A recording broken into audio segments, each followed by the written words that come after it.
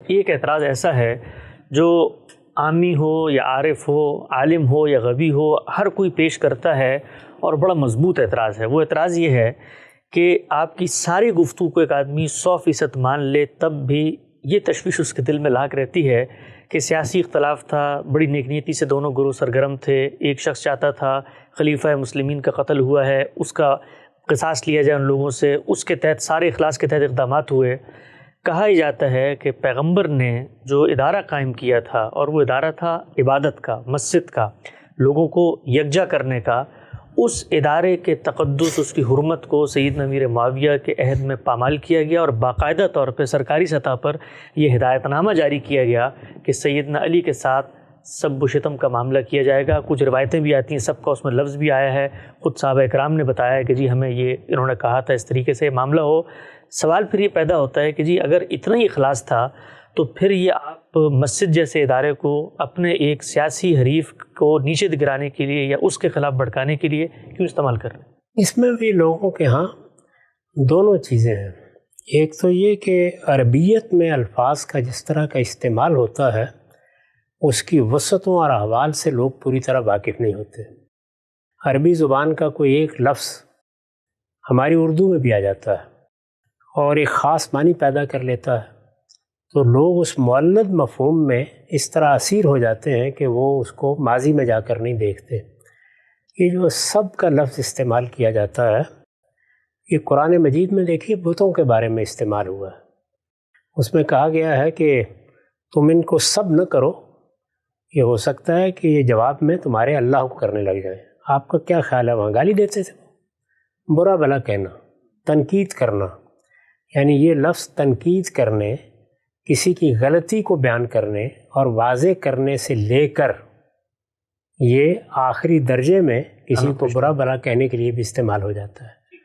تو اس وجہ سے ایک تو لوگ لفظ کی اس وسعت سے واقف نہیں ہیں، وہ لفظ دیکھتے ہیں اور پھر اردو میں اس کا کوئی ترجمہ کر لیتے ہیں، اور وہ گالی کے سوا ان کو کچھ سمجھ میں نہیں آتا، پھر خیال کرتے ہیں کہ اچھا مسجد میں گالیاں دی جا رہی تھی۔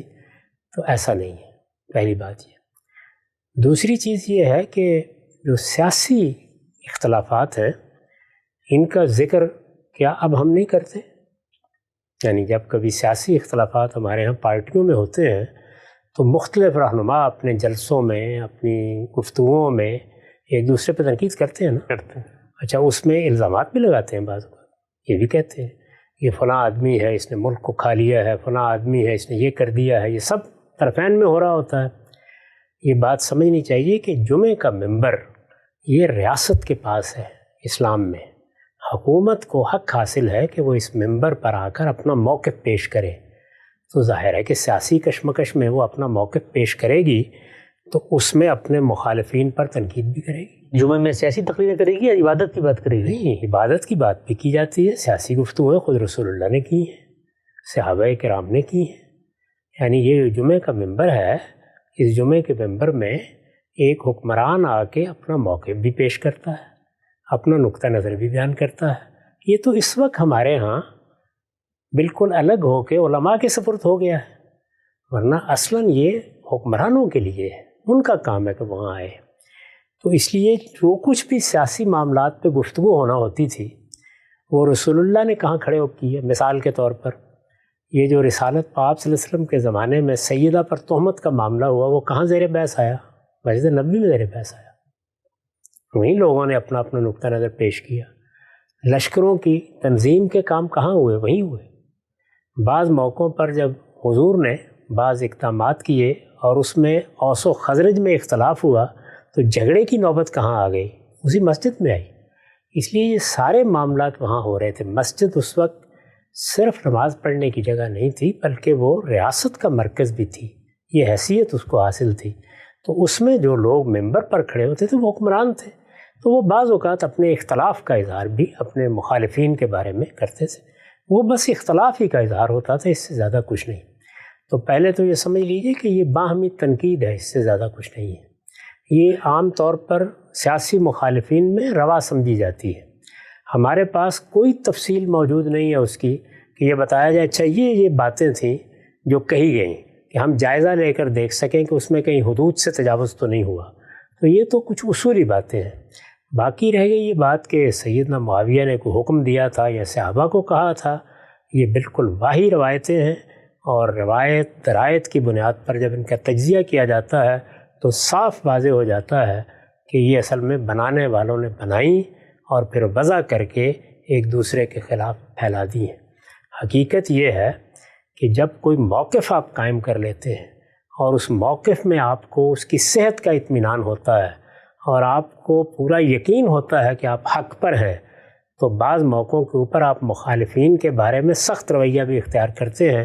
مجھے یہ بتائیے کہ اس وقت اہل تشیع جو رویہ صحابہ کرام اور خاص طور پر شیخین کے بارے میں اختیار کرتے ہیں، اس کی کیا حیثیت ہے، اور وہ کس ممبر پر اختیار نہیں کیا جاتا، اور کون سے خطبے میں وہ زیر بحث نہیں آتا، اور کہاں کہاں اس کو کن کن اسالیب میں بیان نہیں کیا جاتا ہے نا۔ پھر اس کو بھی یہیں سے دیکھنا پڑے گا کہ جب انہوں نے ایک رائے قائم کر لی ہے کہ سیدنا علی کو اللہ تعالیٰ کی طرف سے مامور کر دیا گیا تھا، حکومت انہیں دی گئی تھی، اور یہ وہ لوگ ہیں جنہوں نے ان کو حکومت نہیں لینے دی، تو اس کے نتیجے میں اختلاف پیدا ہوا، اختلاف شدید مخالفت میں بدلا، شدید مخالفت وہاں تک نوبت پہنچا دیتی ہے، یہاں تک کہ پھر آپ جو کچھ کرتے ہیں شاید اس کے لیے تو سب و شتم کے الفاظ اپنے آخری صورت میں موضوع ہو جاتے ہیں۔ تو چیزوں کو ایسے دیکھنا چاہیے۔ تو میں 3 باتیں آپ سے عرض کی ہیں۔ پہلے تو یہ کہ یہ کوئی گالیاں دینے کا معاملہ نہیں تھا، یہ وہی تنقید تھی جو عام طور پر سیاسی مخالفین پر ہوتی ہے۔ یقیناً مسجدوں میں جمعے کے خطبوں میں اس کا کچھ نہ کچھ اظہار ہوا ہوگا، اس کو بعید نہیں قرار دیا جا سکتا۔ سیدنا معاویہ کی نسبت سے جو بات کہی جاتی ہے وہ تاریخ کے نقد کی بنیاد پر بالکل بے بنیاد ہے، اس کی کوئی حیثیت نہیں ہے۔